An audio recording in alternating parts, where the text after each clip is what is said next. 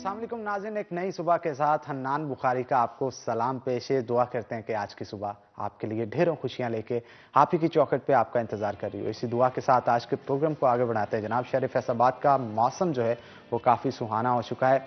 धुंध की वजह से जहां मौसम रोमांटिक हो रहा है, वहीं पे सफ़र में काफ़ी दुश्वारी शहरियों को हो रही है। मोटरवे टूल प्लाजा को भी गुज़िश्ता रात जो है वो धुंध ज़्यादा होने की वजह से, हद निगाह कम होने की वजह से बंद कर दिया गया था और महकमा मौसमियात की जानब से ये भी कहा गया था कि शहरी बाहर घूमे फिरें, लेकिन बहुत ज़रूरी काम से अगर जाना पड़े फिर ही जाएं, क्योंकि धुंध की वजह से हद निगाह कम है और ट्रैफिक हादसात में इजाफा होने का खदशा भी जाहिर किया जा रहा था। और इसी के साथ साथ वारदातों का खतरा भी बढ़ सकता था। इसलिए यही कहा जा रहा था कि जनाब, गैर ज़रूरी तौर पर घर से ना निकला जाए, घर में बैठें। चीज़ें अगर आपको चाहिए, कोई मंचिंग करनी है, कोई खाना पीना करना है, कोई फास्ट फूड ऑर्डर करना है, तो घर पे बैठे आप ऑर्डर कर सकते हैं और मूवीज़ के साथ मौसम को एंजॉय कर सकते हैं। तो आइंदा आने वाले 24 घंटों के लिए मौसम कैसा रहेगा, देखते हैं टुडेज वेदर में।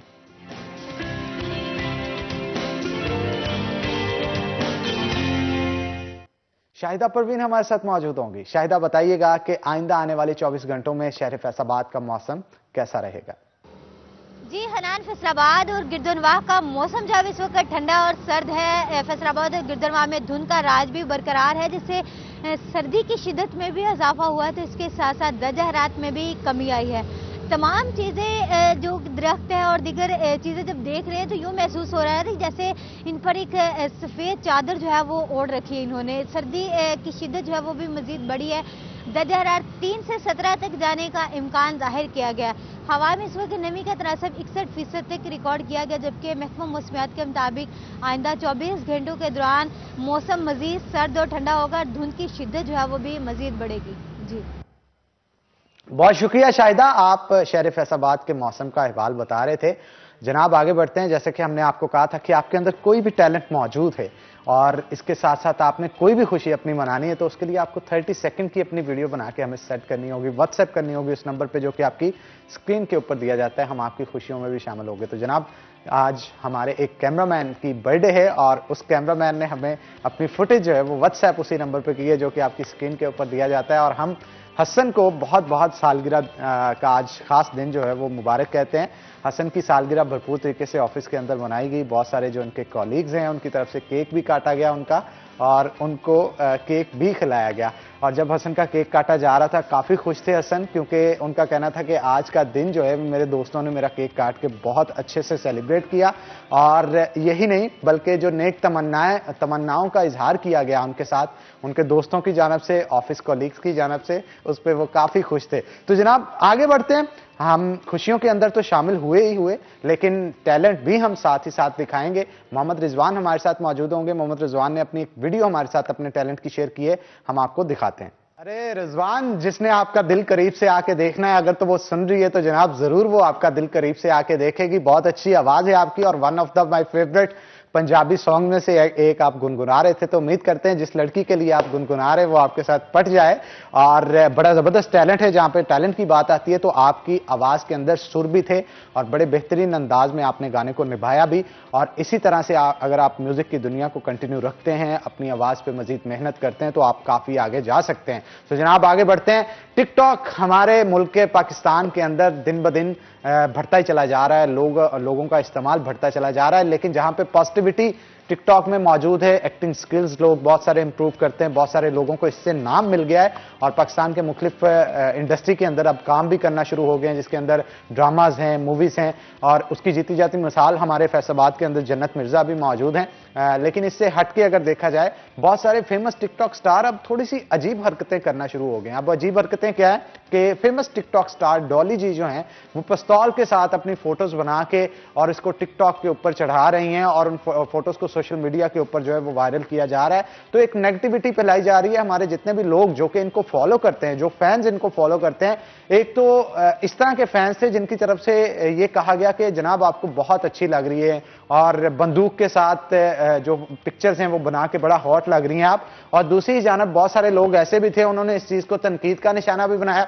और तनकीद कुछ इस तरह से की गई कि आप इंतशार फैला रही हैं, बहुत सारे लोग आपको फॉलो करते हैं और जो लोग फॉलो करते हैं वो भी फिर उसी तरह से अपनी टिकटॉक और पिक्चर्स बना के सोशल मीडिया पे वायरल करने की कोशिश करते हैं ताकि जरा माचो टाइप लगें और उनकी फैन फॉलोइंग बढ़े, लोग जो हैं उनको उनकी तरफ मुतवज्जा हों। लेकिन ये मुतवज्जा करने का लोगों को अपनी तरफ सबसे बेहुदा तरीका है। इस तरीके से आपको अपने आप को वायरल नहीं करना चाहिए। आपको माशरे के अंदर अगर लोग ऑब्जर्व कर रहे हैं, लोग अगर आपको देख रहे हैं, आप जिस तरह से टिकटॉक बनाते हैं उसी तरह से लोग बनाने की कोशिश करते हैं, तो आपको एक अच्छे पैगामात, अच्छे सोशल मैसेजेस जो हैं उनके लिए टिकटॉक बना के भी अपलोड कर सकते हैं। तो डॉली जी, आपसे मुलाकात भी कई दफा हुई है, मैं आपको यही कहूंगा कि इस तरह के टिकटॉक या इस तरह की तस्वीर बना के सोशल मीडिया पे काइंडली वायरल ना करें। अच्छी फैन फॉलोइंग है आपकी, उसको अच्छे तरीके से यूटिलाइज करें, ना कि नेगेटिविटी की तरफ लेके चलें। तो जनाब आगे बढ़ते हैं। हमारे साथ रमजान मिर्जा साहब मौजूद होंगे जो कि हमारे सीनियर रिपोर्टर हैं सिटी 41 के। डॉली की ये जो सोशल मीडिया की हरकतें हैं, क्योंकि गुज़श्ता रोज भी हमने एक वीडियो चलाई थी जिसके अंदर किरण जो कि मुस्लिम लीग नून खवातीन विंग की मेंबर हैं, उनकी जानब से भी पिस्तौल पकड़ के और सोशल मीडिया के ऊपर उस वीडियो को वायरल किया गया, टिकटॉक बनाई गई। तो ये जहां मर्दों में एक ट्रेंड पाया जाता था रमजान मिर्जा साहब, अब खवातीन के अंदर भी आना शुरू हो गया है। पिस्तौल की शौकीन बढ़ गई है, हाथ में पकड़ के उसे कभी इधर को हिलाती हैं, कभी इधर को लेके जाती हैं। तो क्या कहेंगे आप इस हवाले से, ये ट्रेंड जो है वो नेगेटिविटी की तरफ जा रहा है? इसमें कोई शक नहीं हन्नान। सबसे पहले तो ये है कि जो चीज़ें मीडिया के ऊपर हम दिखाते हैं, आप दिखाते हैं, या जिन स्टार्स की तरफ आप इशारा कर रहे हैं उनकी जानिब से दिखाई जाती हैं, वो ट्रेंड ऑफ द सोसाइटी बन जाती हैं।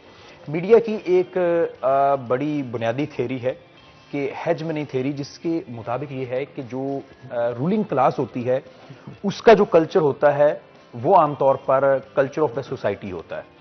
अब अगर डॉली जी या इसी तरह के बहुत सारे स्टार्स जो हैं उनकी जानिब से कुछ ऐसी एक्टिविटीज़ या हरकतें की जाती हैं तो उसका अल्टीमेट इफेक्ट जो होता है वो उनके फॉलोअर्स के ऊपर होता है। मैं उसमें बहुत छोटी मिसाल दूंगा।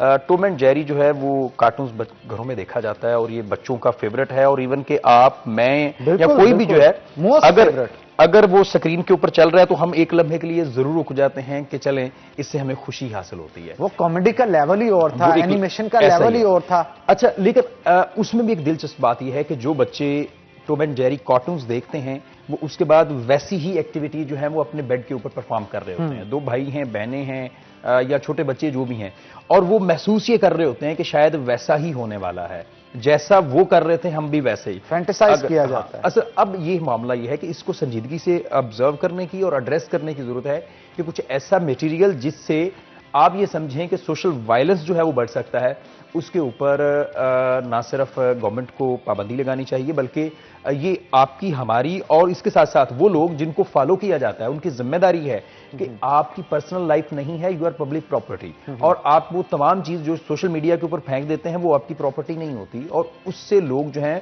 मुस्तफीद भी हो रहे होते हैं और उससे नुकसान भी उठा रहे होते हैं। तो कुछ ऐसी चीजें जो हैं वो सोशल मीडिया पे आनी चाहिए जिसका पॉजिटिव इम्पैक्ट जाए सिर्फ। लेकिन होता यह है कि रेटिंग के चक्कर में सारा कुछ किया जा रहा होता है कि अब यही वजह हुई है कि डॉली जो है वो सिटी 41 की स्क्रीन की जिन्नत बन चुकी हैं कि उन्होंने पिस्टल पकड़ा हुआ है और हम आज डिस्कस कर रहे हैं। बाज़ बात लोग नेगेटिव ट्रेंड बनाने के लिए भी इस तरह के काम करते हैं ताकि लोगों की नजर में आ सकें, लेकिन वो वक्ती तौर पे आते हैं, उसकी वजह से मुआशरे के अंदर कितनी नेगेटिविटी फैलती है ये इस चीज का इनको अंदाजा नहीं है। लेकिन मिर्जा साहब, दूसरी जानब अगर देखा जाए सोशल मीडिया और सोशल नेटवर्किंग जो है ये दिन ब दिन काफी तूल पकड़ती जा रही है। जैसे जैसे टेक्नोलॉजी फास्ट होती चली जा रही है, मुआशरा हमारा कंप्लीटली शिफ्ट हो रहा है। एक कमरे के अंदर बैठ के बंदा इंटरकनेक्टेड होता है पूरी दुनिया के साथ, चाहे वो व्हाट्सएप के जरिए हो, इंटरनेट के जरिए हो, गूगल के जरिए हो, फेसबुक के जरिए हो, इंस्टा के जरिए हो, या किसी भी ऐप के जरिए हो। और इसी तरह की एक ऐसी चीज हमारे मुआशरे में आ गई है जिसके बाद लोगों ने जो है वो सोचने पे मजबूर हो गए हैं कि आखिर हम व्हाट्सएप को यूज करें कि नहीं।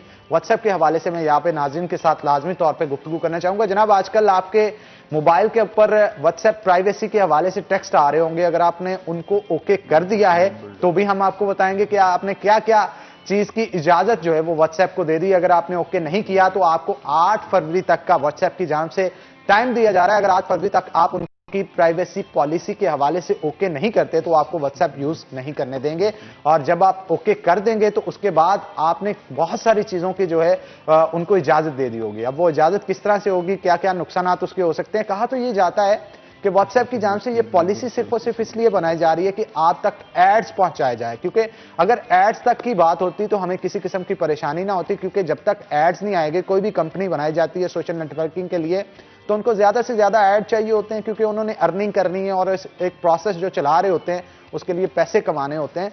हर कंपनी का यही ख्वाब होता है कि अच्छी से अच्छी अर्निंग करें। अर्निंग की हद तक काम ठीक था, लेकिन व्हाट्सएप के जरिए अब जो प्राइवेसी पॉलिसी बनाई गई है वो हमारी समझ से बाहर है। अब वो किस तरह से समझ से बाहर है कि अगर आप व्हाट्सएप पॉलिसी ओके कर देते हैं तो आप उनको इस चीज की इजाजत दे देंगे कि आप जो भी टेक्स्ट कर रहे हैं, जो भी कर रहे हैं, इसको इंटरकनेक्टेड कर दिया जाएगा फेसबुक के साथ और सारे डाटा को सेव कर दिया जाएगा। इवन ये भी कहा जा रहा है कि अगर आप डाटा डिलीट भी कर देते हैं तो उसे रिट्रीव करने की पावर भी रखती है। और इसके साथ साथ अगर आप घर के अंदर बैठे अपने राउटर से, अपने इंटरनेट से, जिस डिवाइस से आप यूज कर रहे होंगे व्हाट्सएप को, उस डिवाइस के रूटर को भी कंट्रोल किया जा सकता है। इवन आपकी लोकेशन को, आपकी बैटरी टाइमिंग को, जहां पे आप बैठे व्हाट्सएप को यूज कर रहे हैं वहां पे मोबाइल के कितने सिग्नल्स आ रहे हैं, कितने जा रहे हैं, इन तमाम तरह की तफसीलात व्हाट्सएप के पास सेव हो रही होगी। यही नहीं, आप अपने घर पे बैठे अपने इंटरनेट राउटर के साथ अगर आप उसे यूटिलाइज कर रहे हैं, बाहर से कोई शख्स आता है जो कि व्हाट्सएप यूज नहीं करता, वो उस इंटरनेट कनेक्टेड डिवाइस के साथ कनेक्टेड होता है, तो उस राउटर के जरिए जिसके जरिए वो इंटरनेट यूज कर रहा है, उसकी इंफॉर्मेशन को भी रिट्रीव किया जा सकता है। और इस इंफॉर्मेशन को यूज किया जाएगा व्हाट्सएप के जरिए, उनके मालकान के जरिए, उनकी कंपनी के जरिए, जो कि इस वक्त फेसबुक भी चला रही है और इंस्टा भी चला रही है। और यह भी कहा जा रहा है कि हम ये चीजें जो है वो ऐड दिखाने के लिए कर रहे हैं। अब ऐड दिखाने के लिए उनका कहना है कि कर रहे हैं, लेकिन इसके बीच बीच एक शिक ये भी रखी गई है कि अगर उनकी बहुत सारी, क्योंकि व्हाट्सएप भी दो तरह के होते हैं, एक आम व्हाट्सएप है और एक बिजनेस वाला व्हाट्सएप होता है। बिजनेस व्हाट्सएप को बहुत सारे मुल्कों में बिजनेस पर्पस के लिए यूज किया जाता है, और बिजनेस पर्पस के लिए यूज करने के साथ साथ जिन कंपनीज के जरिए यूटिलाइज किया जा रहा होगा, जो कि कस्टमर होंगी व्हाट्सएप की, उनके साथ आपका डाटा भी शेयर किया जा सकता है। अब वो डाटा बड़ा पर्सनल नौइयत का होता है। अब अगर उसको शेयर करते हैं तो कहा तो ये जाता है कि वो सिर्फ और सिर्फ आपके लिए एड्स दिखाने के लिए किया जाएगा, लेकिन उस डाटे को, पर्सनल जो डाटा होता है जैसे आपकी लोकेशन है और दूसरी चीजें हैं, उनसे काफी काम खराब हो सकता है। तो जनाब हमने तो तमाम तर चीजें जो है वो आपको बता दी, अब सोचना आपने है कि इसको इस्तेमाल करना है कि नहीं, क्योंकि सोशल मीडिया पे ये भी जंग छिड़ी है कि अब कोई ना कोई इसके अल्टरनेट ढूंढा जाए। पाकिस्तान के अंदर 8.5 करोड़ लोग तकरीबन जो है वो व्हाट्सएप यूज कर रहे हैं और ये बहुत बड़ी तादाद है, और अगर इनको शिफ्ट भी होना पड़ा तो एक टाइम लगेगा। और अब ये देखा जा रहा है कि इसके अल्टरनेट कौन सी मिर्जा साहब ऐप जो है उसको इस्तेमाल किया जाए। और इस पॉलिसी से बहुत सारे लोग परेशान भी हैं, उनका कहना है कि ये पॉलिसी मुनासिब नहीं बनाई गई, इससे बहुत सारा पर्सनल डाटा है जो कि व्हाट्सएप के पास जा सकता है और उसको नेगेटिविटी के लिए भी यूज किया जा सकता है। अच्छा हनान, सबसे पहले मेरा ही आपसे सवाल है कि कोई भी बंदा इस तरह की ऐप जो है वो लॉन्च क्यों करता है? अल्टीमेटली बिजनेस ओरिएंटेड होता है। और अब जबकि पाकिस्तान में वो तमाम चीज़ें जो कि पाकिस्तान की लोकल कोई भी नहीं है, वो ऐसी हैं जो कि वेस्ट ने प्रोड्यूस की हुई हैं, और हम उनके ऊपर सिर्फ हम उनके यूज़र हैं। इवन कि वो सिंगल कोड और सिंगल डिजिट चेंज करेंगे तो हम बिल्कुल वो जो है वो बस हो जाएगी हमारी। अब अगर आप एक लम्हे के लिए महसूस ये करें कि व्हाट्सएप जो है वो बंद हो गया तो हम ब्लैंक हो गए, हमारी जो कनेक्टिविटी हमारे दोस्तों के साथ थी वो बिल्कुल ख़त्म हो गई। अब सबसे अहम बात यह है कि सबसे पहले तो हमें इस चीज़ पे सोचना है कि क्या पाकिस्तान में ऐसा टैलेंट मौजूद नहीं कि वो कहीं पर भी इस तरह का कोई ऐप ऐसी डेवलप कर सकें जो कनेक्टिविटी के लिए जो पैरेलल हो व्हाट्सएप के। तो कुछ भी नहीं है, अभी तक हमें कुछ नज़र नहीं आ रहा। दूसरी बात यह है, फिक्र लायक होती है कि ये क्या हो रहा है। इसमें फिक्र उन लोगों को करनी चाहिए जिनके पास सीक्रेट इंफॉर्मेशन होती है। अगर आम शहरी है, आम यूजर है, हम हैं, आप हैं, तो मेरा नहीं ख्याल कि हमारे पास कोई भी ऐसा डाटा जो होता है वो इतना सीक्रेट होता है कि जिसको हमारे शेयर होने के बाद हमें कोई परेशानी का साहब आप इसको बड़े ब्रॉडर वेयर में देख रहे हैं, लेकिन मैं आपको यहां पे बताता चलूं कि रोजाना की बुनियाद पे सपोज अगर आपकी लोकेशन मोबाइल की ट्रेस हो रही हो, और ये ट्रेस हो रही होती है, उनके पास पूरा डाटा मौजूद होता है, आप रोजाना की बुनियाद पे जहां जहां घूमते हैं उनको आपकी कंप्लीट एक्टिविटी का पता होगा कि घर से निकलने के बाद ये शख्स कहां पे जाता है और कितनी देर कहां पे स्पेंड करता है। जैसे घर से डायरेक्ट आपने ऑफिस आना है, अगर 15-20 मिनट बाद फील्ड में निकलना है, किन किन ऑफिस में जाना है, एल्गोरिथम्स ऐसे होते हैं कि रोजाना की आपकी रूटीन पिछले 20 साल की जो है वो बना के एक स्केच बना के दिखा सकते हैं, और वो शख्स प्रेडिक्ट कर सकता है कि ये कितने बजे किस जगह पे लोकेशन पे मौजूद होने के चांसेस इसके मौजूद हैं। दूसरी जानब मैं जो आपने बात की कि इसका अल्टरनेट देखना है, चाइना नाज़रीन इस हवाले से बड़ा ऑप्टिमिस्टिक है और चाइना ने इन चीजों को पहले से ही शायद बांध लिया था। अब भी आप चाइना के अंदर जाएं तो वहां पे वी चैट है, वहां पे व्हाट्सएप और इस तरह की चीजें जो है ज्यादातर इस्तेमाल नहीं की जाती। इवन वी चैट के जरिए, जो कि उनकी कंट्री के अंदर ऐप बनाई गई, मुतारफ करवाई गई, आप अपने यूटिलिटी बिल्स उससे दे सकते हैं, एक दूसरे के साथ कनेक्टिविटी कर सकते हैं, डाटा सेंड कर सकते हैं, कुछ भी कर सकते हैं। वो इन चीजों की तरफ आते ही नहीं है, वो सेल्फ मेड लोग हैं। तो हमें भी चाहिए कि इस चीज की तरह, हमारे यहां भी बहुत सारे आईटी एक्सपर्ट हैं, हमारे यहां भी बहुत सारे कंप्यूटर साइंस के अच्छे स्टूडेंट्स हैं, अगर उनकी तरफ से कोई एप्स लॉन्च की जाती है, सपोर्ट हमें देना होगी। सपोर्ट की कमी होती है यहां पे। हमारा एक साइकोलॉजिकल फैक्टर है कि वहां से जो चीज बन के आती है उसे सुपीरियर समझा जाता है, हालांकि ऐसा नहीं होना चाहिए। बड़ा आसान है कि हम एक पैरेलल सिस्टम के ऊपर शिफ्ट हो जाएं, लेकिन बात यह है कि आपने जिस तरह आगाज में कहा कि 8 करोड़ अफराद हैं, उनको पैरेलल सिस्टम के ऊपर फौरी तौर पर मुंतकिल करना जो है वो खासा मुश्किल होगा। लेकिन मैं फिर नाजरीन को ये बता रहा हूं कि फिक्रमंद होने की जरूरत नहीं है। आपका डाटा, आप सबसे पहले एक इस चीज को समझें कि ये तमाम चीजें जो वो इस वक्त जिसको वो लीगलाइज कर रहे हैं, ये ऑलरेडी उनके पास मौजूद हैं। हमारी तमाम तरफ वॉइस मैसेजेस हों, वो चैट्स हों, हमारा वो जो अपलोडिंग मटेरियल हो, डाउनलोडिंग हो, वो तमाम तर चीजें ऑलरेडी उनके पास हैं। इस वक्त जो है वो नेशनल सिस्टम में लाकर उसको लीगलाइज कर रहे हैं कि जब जिस वक्त जैसे वो चाहें वो उसको यूज कर लें।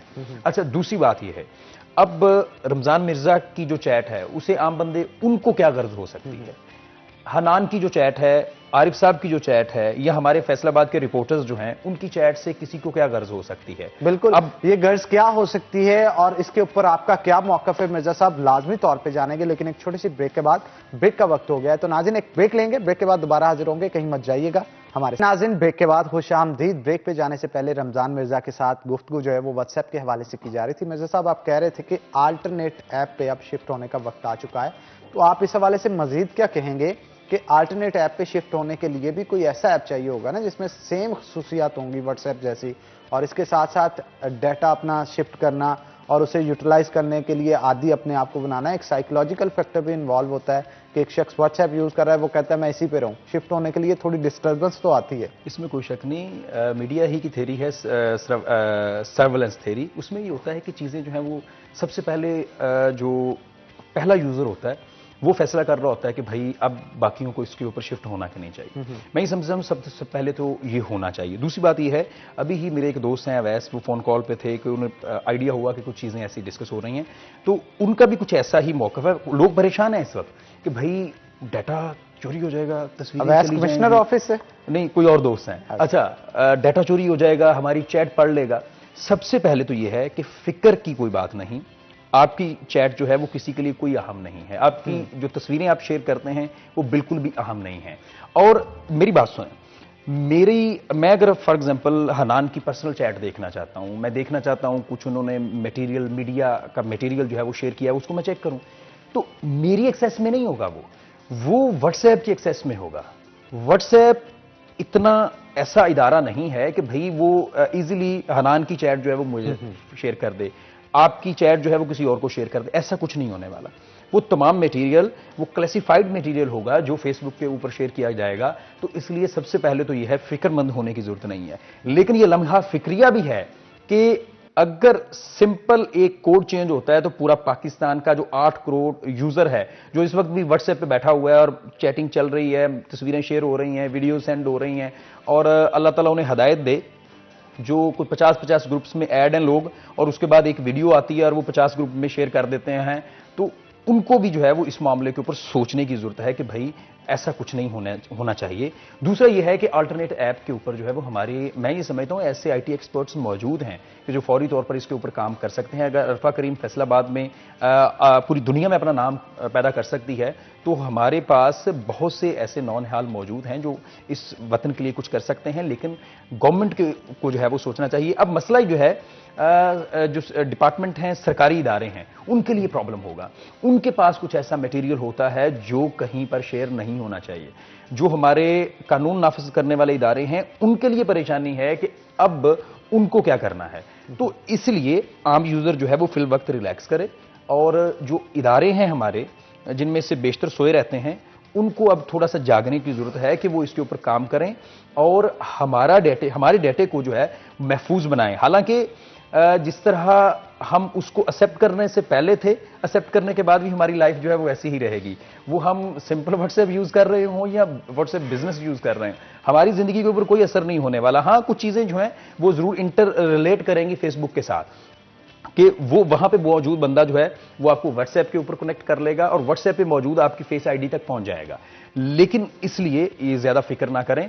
लेकिन एक बात ये है कि जिस तरह हम ये महसूस करते हैं कि इंडिया में भी, अमेरिका में भी, वेस्ट में भी, चाइना में भी फोन यूज हो रहा है एंड्रॉयड, हम भी यूज कर रहे हैं भाई, हम में और उनमें कोई फर्क नहीं। वो व्हाट्सएप यूज कर रहे हैं, हम भी कर रहे हैं, हम में और उनमें कोई फर्क। लेकिन फर्क सिर्फ बुनियादी ये है कि अगर उन्होंने थोड़ा सा सिस्टम छेड़ा ना तो हमारे ये फोन जो है वो बंद हो जाएंगे, हमारी ये व्हाट्सएप अगर हम एक्सेप्ट नहीं करेंगे तो बंद हो जाएंगे। हमारी औकात जो है वो भी उन्होंने हमें याद करवाई है कि आपकी औकात ये है। लेकिन हमें अब रियलाइज करने की जरूरत है कि हमें वन स्टेप फॉरवर्ड जाना चाहिए, हमें वो चीजें लेके आनी चाहिए जो हमारे मुल्क के लिए बेहतर हो। वो तमाम ऐड जो कि पाकिस्तान को रेवेन्यू लेना चाहिए था, वो रेवेन्यू जो है वो वहां जा रहा है। जो फॉन्स हैं और इससे अलावा भी जितनी ऐप्स हैं, मैं ये समझता हूं कि पहला स्टेप लेना मुश्किल होता है, उसके बाद उसकी कॉपी तैयार करना पाकिस्तानी के लिए बिल्कुल भी कोई मुश्किल नहीं है। और आप एक फोन में 4-4, 5-5 व्हाट्सएप भी यूज कर सकते हैं, जबकि व्हाट्सएप को यह भी नहीं पता था कि एक ही यूज करना है। उस वक्त हम 2-2, 3-3 व्हाट्सएप एक ही फोन में यूज कर रहे थे, हम बहुत सारी ऐप्स को इस्तेमाल कर रहे थे। तो ये भी तो किया जा सकता है मिर्जा साहब कि गवर्नमेंट की तरफ से कोई ऐसा ऐप इंट्रोड्यूस करवाया जाए और लाजमी तौर पे करार दिया जाए कि अगर यूज करना है इनसाइड कंट्री तो आपको यही यूज करना होगा। चाइना ने कर लिया ना, चाइना ने फैसला कर लिया ना कि अगर आपने चाइना में रहना है, हमारा फोन ये यूज करना है तो उसके ऊपर यही चलेगा, सर्च इंजन यही होगा। लेकिन हमारी अभी हनान कैपेसिटी इतनी नहीं है, हम वो तमाम लोग जो इसके ऊपर काम कर सकते हैं उनको अच्छा मौका नहीं फराहम करते, जिसके नतीजे में हम हमेशा जो है वो एंड यूजर रह जाते हैं और हम थोड़े लथार्जिक होते हैं चीजों को एक्सेप्ट करने के हवाले से। अच्छा, ये भी कहा जा रहा है, जो हमारे आईटी के मिनिस्टर हैं उनका कहना है कि पाकिस्तान में व्हाट्सएप की तर्ज का एक ऐप अब इंट्रोड्यूस करवाया जाएगा, उसे यूटिलाइज किया जाएगा। तो इम्प्लीमेंटेशन यहाँ पे अहकामात तो जारी कर दिए जाते हैं मिर्जा साहब, इम्प्लीमेंटेशन में हमारी कौम हमेशा पीछे रह जाती है, हमारी जो गवर्नमेंट है। तो गवर्नमेंट को इम्प्लीमेंट करेगी तो मामला बेहतरी की तरफ जाएंगे, अगर इम्प्लीमेंटेशन नहीं होगी, चाहे वो व्हाट्सएप के हवाले से गुफ्तगू हो या फैसलाबाद को दिए गए बजट के हवाले से हो या दीगर चीज़ों के हवाले से हो, बबांगे दोहल आके कह दिया जाता है मीडिया पे, लेकिन इम्प्लीमेंटेशन नहीं होती। जी, इसमें कोई शक नहीं कि बातें जो हैं वो सिर्फ किताबों की हद तक, कागजात की हद तक रह जाती हैं। इम्प्लीमेंटेशन जो है वो सबसे अहम इम्प्लीमेंटेशन ही मॉड होता है। मसला ये है, पॉलिसी मेकर जो हैं वो किसी और कमरे में, किसी और एनवायरनमेंट में रहते हैं, पॉलिसी बनाने वाले कहीं और हैं, जिन्होंने इंप्लीमेंट करनी होती है वो कोई और लोग होते हैं, और जिन पे इंप्लीमेंट होती है वो कोई और लोग होते हैं। अच्छा, अब इन तीनों का रहन सहन, जिंदगी बिल्कुल मुख्तलिफ होती है। इस्लामाबाद में एक पॉलिसी बनती है, इस्लामाबाद का एनवायरनमेंट थोड़ा डिफरेंट है, और जिस खूबसूरत कमरे में बैठ के वो पॉलिसी बनाई जाती है वो भी आपको आइडिया है। अच्छा, उसको इंप्लीमेंट करने वाले यहाँ पर डीसी और कमिश्नर मौजूद हैं, उनकी भी स्कूलिंग जो है वो अच्छे लेवल की होती है, वो लाहौर और इस तरह के बड़े शहरों से आए होते हैं। अच्छा, अब जिनके ऊपर इंप्लीमेंट करना है वो फैसलाबाद के रहने वाले हैं, और उनमें से बेशतर ऐसे हैं जिन्होंने कभी भी इस्लामाबाद शायद नहीं देखा होगा। तो इसमें खासा फर्क है। जब तक आप पॉलिसी जो है वो फैसलाबाद को मद्देनजर रख के नहीं बनाएंगे और फैसलाबादियों को मद्देनजर रख के नहीं बनाएंगे तो पॉलिसी ना बनाने का फायदा होगा ना इंप्लीमेंट करने का फायदा होगा। यही वजह है कि हम घर जो है वो इस्लामाबाद दिखाते हैं कि ऐसा घर है, बनना चाहिए। भाई, उन्होंने सर्दी को मद्देनजर रखते हुए बनाया है, हम यहां पे गर्म इलाके में रहते हैं, हमें वैसा घर बनाना चाहिए जो इस इलाके के हवाले से मुताबिकत रखता हो। हम वहां पर वो एक थे कोनू के दरख्त, वो वहां पे हमने देखे और वो हमें बड़े अच्छे लगे, हमने लाए यहां पे फैसलाबाद में उगा दिए। अब उनका नतीजा ये निकल रहा है कि उनसे निकलने वाले पॉलन ग्रेन्स जो हैं वो शहरियों के लिए सांस का मसला जो है वो पैदा कर रहे हैं, और बिल्कुल इसके ऊपर कोई बात नहीं हो रही, उसको काटा नहीं जा रहा। हमने मुंह उठा के सफेदे का दरख्त जगह जगह लगा दिया, नहरों के किनारे अभी भी दरख्त लगे हुए हैं और वो मीठे पानी का बेड़ा गर्क कर रहे हैं, वो इतना पानी सक करते हैं और उसको फिजा में बुखारात बना देते हैं। वो तो थोड़ा ज्यादा जमीन के ऊपर लगाया जाता है। हाँ, अब इसका मतलब ये है कि पॉलिसी कोई और बनाने वाला है, इंप्लीमेंट कोई और करने वाला है, और जिनके ऊपर इंप्लीमेंट की जा रही है वो कुछ और तबीयत के होते हैं, जिस वजह से हमारे जो पॉलिसीज जो हैं उनके ऊपर अमल दरामद भी नहीं हो पाता और उनके दूरस्थ नतायज भी नहीं निकलते। तो इसके ऊपर कोई एक मुनासिब जो है वो गवर्नमेंट को डिसीजन लेना चाहिए, और उसका दो फायदे होंगे। एक तो हम एक जाती प्रोडक्ट के ऊपर शिफ्ट हो जाएंगे, और दूसरा फायदा उसका ये होगा कि हम जो रेवेन्यू वेस्ट को दे रहे हैं वो रेवेन्यू हम यहां पे अर्न करना शुरू कर देंगे। बिल्कुल आप ठीक कह रहे हैं। और इसके अलावा महंगाई जो है वो दिन ब दिन बढ़ती चली जा रही है मिर्जा साहब, उसकी वजह से आवाम बड़ी परेशान है। तेल की कीमतें हों या दीगर अशिया खुरोनोश की कीमतें हों, फ्लक्चुएट बहुत ज्यादा होती हैं, और फ्लक्चुएशन नीचे जाने की तरफ से ऊपर जाने की तरफ होती है। तो उसके हवाले से क्या कहेंगे, किन किन चीजों के रेट्स बढ़ गए हैं, और आवाम को ये भी बताएं कि अब वो क्या करे, आखिर किस तरह से अब आने वाले इलेक्शन साल 2 साल बाद आएंगे, फिर जाके गवर्नमेंट चेंज होगी, तब तक वो किस तरह से गुजारा करें अपना। खान साहब के हवाले से जो जिस तरह पे और जिस डगर पे वो बातें करते हैं, मैं उन्हें कहूंगा कि सब्र करें, और अल्लाह ताला साबरों के साथ है। लेकिन हनान, मेरा आपसे सवाल ये है कि इस वक्त जो चीनी 85 से 90 रुपये बिक रही है, वो आपने अपनी जिंदगी में सबसे सस्ती चीनी का रेट क्या जहन में है आपके? 60 रुपए होने चाहिए, 50 रुपए होने चाहिए, 40 रुपए होने चाहिए। अच्छा, इससे थोड़ा सा और आप अपने बचपन में चले जाएं तो शायद आपको होगा, याद भी पड़ेगा, को 30 रुपए 25 रुपए 25 रुपए चीनी जो है वो इतनी बिकती रही है। अच्छा, मुझे भी याद है कि चीनी कोई 15-20 रुपए के करीब बिकती रही है। इसका मतलब ये है कि ये एक मुसलसल प्रोसेस है, हम चीखते रहेंगे अवाम, और गवर्नमेंट को हमारी चीखू पुकार का कोई असर नहीं होने वाला। अब इसका मतलब यह है चीजें महंगी नहीं हो रही, हमारे रुपए की जो कदर है वो रोजाना कम हो रही है, वो रोजाना जो है वो खत्म हो रही है। हमारे बुजुर्ग बताते थे कि कोई चवन्नी तो हमने भी देखी हुई है, लेकिन उससे पैसे पहले कोई थे, कोई 10 पैसे 5 पैसे, आप फेसबुक के वो इंटरनेट के ऊपर होते थे, इंटरनेट के ऊपर जो है वो डाले ना, तो आपको वो पुराने सिक्के, सिल्वर के सिक्के नजर आ जाएंगे। अच्छा, अब वो 5 पैसे का सिक्का खत्म हुआ, 10 पैसे का सिक्का खत्म हो गया, उसके बाद मार्केट से 8 आने और चवन्नी खत्म हुई, 8 आने भी खत्म हो गए। उसके बाद 1 रुपए का नोट हुआ करता था मार्केट से, खाकी रंग का। अच्छा, उसके बाद जामनू से रंग का वो 2 रुपए का नोट हुआ करता था, खत्म हो गया। उसके बाद कौन सा नोट आया? 5 रुपए। 5 रुपए का नोट आया, वो खत्म हो गया। अब आपको 10 रुपए के भी जो है वो सिक्के ही नजर आ रहे हैं बहुत सारी जगहों पे। इसका मतलब ये है कि आहिस्ता आहिस्ता हमारा रुपया जो है वो कदर खो रहा है, अपनी कीमत खो रहा है। और हमारे अफसोस और परेशानी की बात ये नहीं है कि चीजें महंगी होती जा रही हैं, अफसोस और परेशानी की बात यह है कि हर गुजरते दिन के साथ हमारे रुपए की कदर जो है, हमारे रुपए की कीमत जो है, उसकी वैल्यू जो है वो कम होती जा रही है। जहां पर हमारे ऊपर जो इंटरनेशनल कर्जे हैं वो बढ़ रहे हैं, उसका बोझ बढ़ रहा है, तो हमारी जाती बाहसियत कौम एक शनाख्त और उसकी कदर भी खो रही है। तो इसके ऊपर गौर करने की जरूरत है। लेकिन हालिया सूरत हाल ये है कि चीनी, खान साहब जिस चीज का नोटिस लेते हैं वो फिर पकड़ी नहीं जाती, काबू नहीं आती, वो अंडे हों, वो चीनी हो, वो आटा हो, और कर्जों का नोटिस तो गवर्नमेंट में आने से पहले ही ले लिया था, नोटिस ले लिया था। तो अब मामला ये है कि इस वक्त चीनी की कीमत जो है उनसे काबू नहीं हो रही, कंट्रोल नहीं हो रही, और गवर्नमेंट की रेट का लेवल ये है कि जो गवर्नमेंट रेट तय करती है उससे 5 या 10 रुपए चीज ऊपर बिकनी होती है। वो चीनी का रेट लगा लें, वो आटे का रेट लगा लें, वो दूध का रेट लगा लें, वो सब्जियों का रेट लगा लें। गवर्नमेंट ने सस्ते बाजार जरूर कायम किए थे, लेकिन अल्टीमेट इफेक्ट और उसका फायदा जो है वो आवाम तक नहीं पहुंच पाया। अब जबकि बिजली की कीमतों में 1 रुपए 6 पैसे फी यूनिट का इजाफा कर दिया गया है, तो इसका मतलब ये है कि वो अफराद जो कि घरों में पहले 300 यूनिट इस्तेमाल कर रहे थे, अब उन्हें 306 रुपये तो वो अदा करने पड़ेंगे ना जो बिल की मद में ऐड हो जाएंगे, जो उसके ऊपर टैक्स है वो ऐड होगा, तो अच्छा खासा जो है वो फर्क पड़ेगा। बिल्कुल आप ठीक कह रहे हैं। इसके ऊपर मजीद भी मिर्जा साहब गुफ्तगू करेंगे, लेकिन एक छोटी सी ब्रेक के बाद, ब्रेक का वक्त हो गया है, तो नाज़रीन एक छोटी सी ब्रेक लेंगे, ब्रेक के बाद दोबारा हाजिर होते हैं, कहीं मत जाइएगा, हमारे साथ है। वेलकम बैक नाज़रीन, ब्रेक के बाद खुश आमदीद। मिर्जा साहब, ब्रेक से पहले जो है वो बिजली की कीमतों के ऊपर गुफ्तगू की जा रही थी। बिजली की कीमतें बढ़ने की वजह से आम सार्फिन पे अब कितना बोझ पड़ेगा? इसमें सबसे पहले तो उसका घर का बिल जो है बढ़ गया।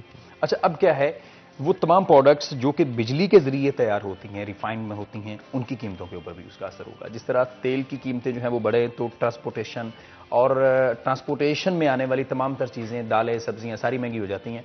तो बिजली का भी अल्टीमेट इफेक्ट जो है वो इन तमाम चीज़ों के ऊपर पड़ेगा।